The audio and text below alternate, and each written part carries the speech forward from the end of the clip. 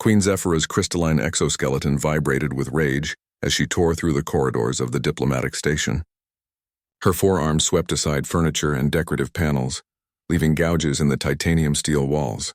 The sound that erupted from her throat, part shriek, part harmonious chord, sent every species within 3 sectors scrambling for cover. Her sons were gone. Prince Kithros and Prince Vex, barely past their first molting, had vanished from their secured chambers during the peace negotiations between the Crystalline Hive and the Galactic Council. The station's security feeds showed nothing. The quantum locks hadn't been breached. One moment they were there, the next, emptiness. "Find them!" she roared at the station commander, a trembling Altarian whose blue skin had gone pale. "My children do not simply disappear. If harm has come to them, I will reduce this station to cosmic dust." The Queen's personal guard spread out through the diplomatic quarters, their footsteps creating an ominous percussive rhythm against the metal floors. Ambassador Korath of the Galactic Council wrung his tentacles nervously as he watched the systematic search unfold. "Your Majesty," he ventured carefully. "Perhaps they simply wandered off to explore." "Young ones are curious." Zephyra's head snapped toward him, her multifaceted eyes blazing like captured stars. "My sons are not young ones by your primitive standards. They are princes of the Crystalline Hive, trained from birth in protocol and security. They would never leave their chambers without permission." The search continued for hours. Every vent was scanned, every supply closet ransacked, every diplomatic suite turned inside out. The other ambassadors huddled in their quarters, too terrified to emerge as the Queen's fury echoed through the station's corridors. It was Captain Sarah Chen of the human delegation who finally approached the Queen. The small woman moved with steady, unhurried steps, her hands visible and open in the universal gesture of peace. Behind her, the rest of the human diplomatic team watched with barely concealed anxiety. "Your Majesty," Chen said, stopping at what she hoped was a respectful distance. "We'd like to help with the search. My team includes former military personnel with experience in humans." Zephyra spat, her voice dripping with disdain. "Your species arrives at these negotiations uninvited, claiming to represent a united Earth, and now you offer assistance? How convenient." Chen didn't flinch under the Queen's withering gaze. "We understand your pain. There's nothing worse than a parent's fear for their children. Let us help." For a moment, something flickered in the Queen's eyes.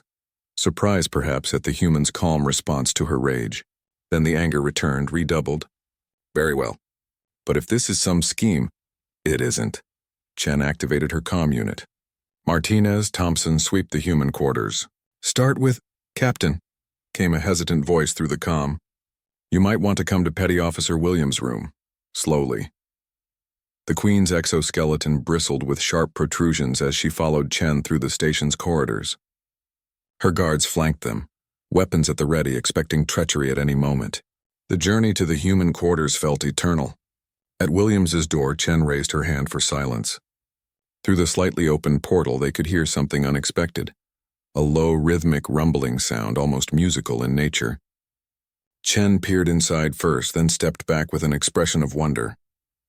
"Your Majesty," she whispered, "you need to see this." Zephyra pushed past her and froze. On a simple human sleeping platform lay Petty Officer Marcus Williams, still in his duty uniform, fast asleep.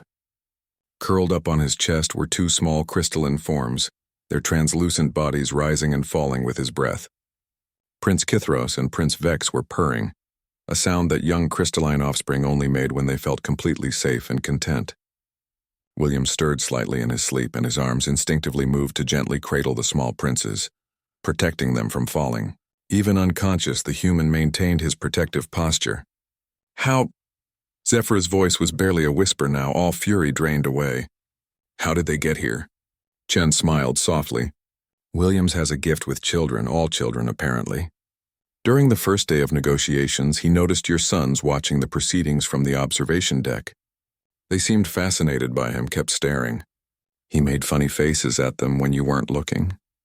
Made them laugh." The Queen's guards remained tense, but she held up a hand to still them. "They laughed." "Williams lost his own kids in the Titan colony disaster 3 years ago," Chen continued quietly.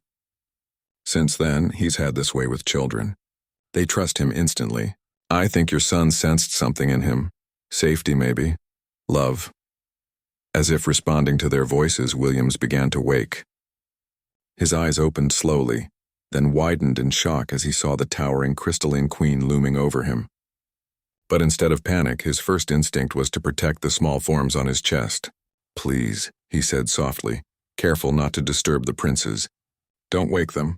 They've been having nightmares about the negotiations failing. They're scared of another war."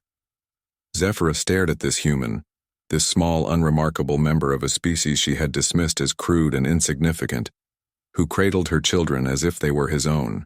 The princes, sensing movement, burrowed deeper into William's uniform, their purring intensifying.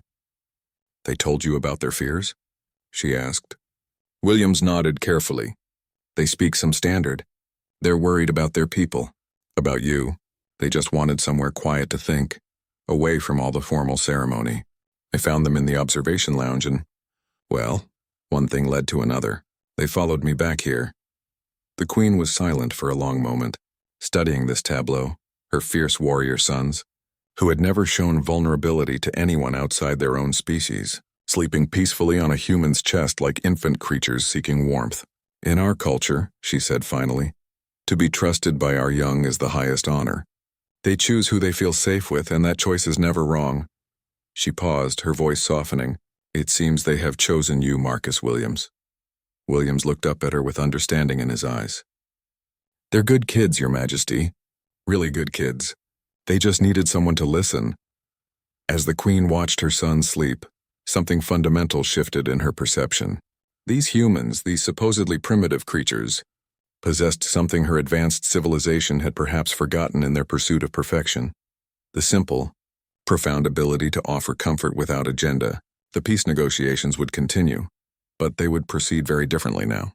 Because sometimes the most important diplomatic breakthroughs happened not in formal chambers, but in quiet moments when species discovered their shared humanity, even when one of those species wasn't human at all.